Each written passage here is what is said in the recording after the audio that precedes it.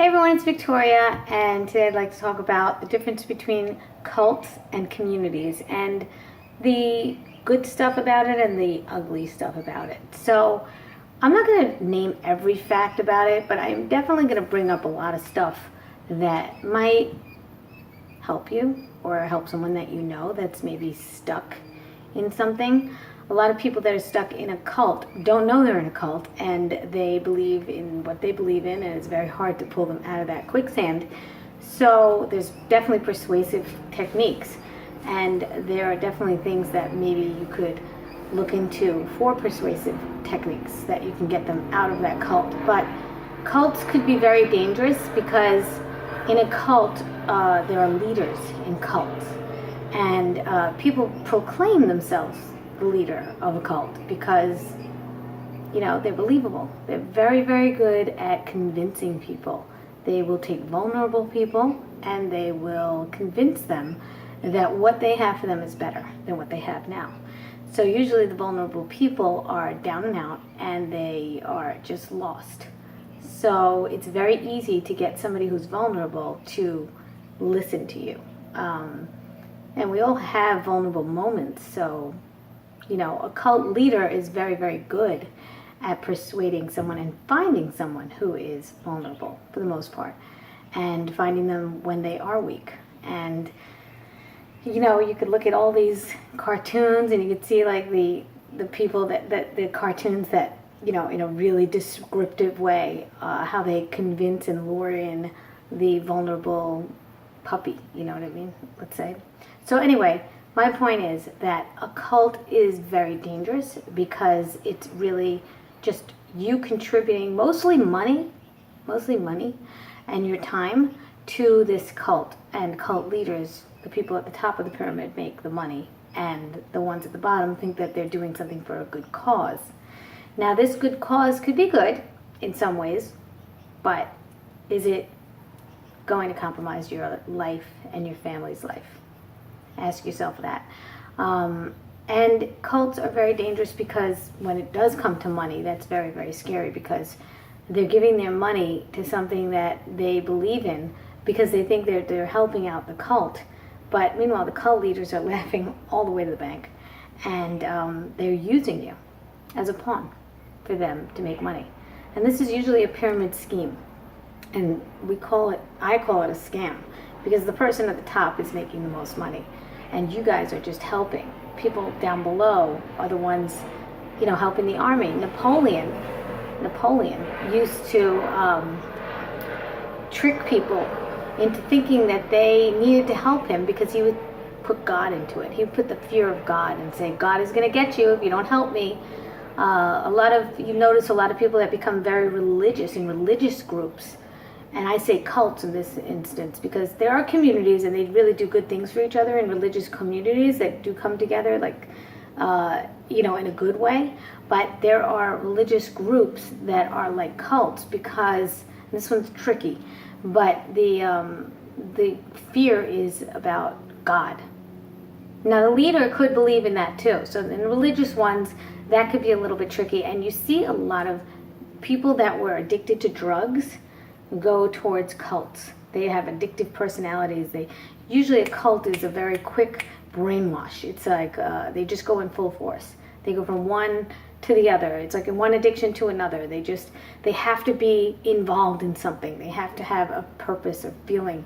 If they fall for everything, then they'll fall for what's the thing I used to say? If you don't stand for something, you fall for everything. Well, that's not really true. I mean, you know, you can have beliefs and everything, but here's the thing about communities. I believe that communities should be built upon real core friendships, not because you have the same interests, because interests could change along the way. So there's so many times that interests could change. You know, you could change your mind, you don't have to believe in it anymore, and those beliefs go away. And when they do go away, are you still in the community, or are you kicked out? Are you ostracized because you didn't follow the rules of the community? You know, I used to live in a community, so I'm involved in different communities along the way, but I'm not involved in just one. I don't just submerge myself in just one because I know how that could be very damaging for independent thought. Same with religion. It could get very skewed where you become fearful and becomes dogmatic and you don't think for yourself.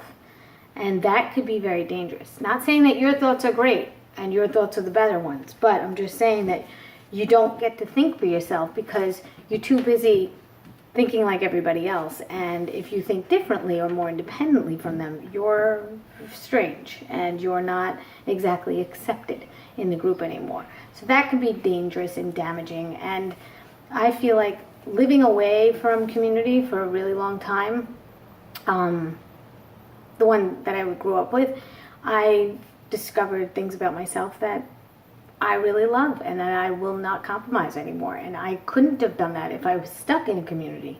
Also, when people are in a cult-like or community type of setting, there are good things about it too.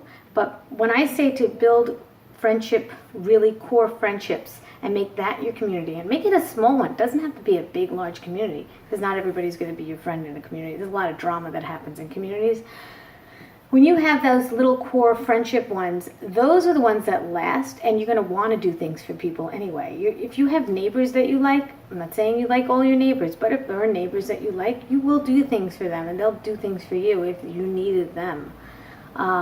Thank God we have hospitals. Thank God we have other things that we could pay people for to help us out. We don't really need to rely on everybody for, our happiness or our wellness. We could ask for favors, and usually mothers in a community at a school will help each other out with carpool or whatever it is, or give your kid a lift home if you need it.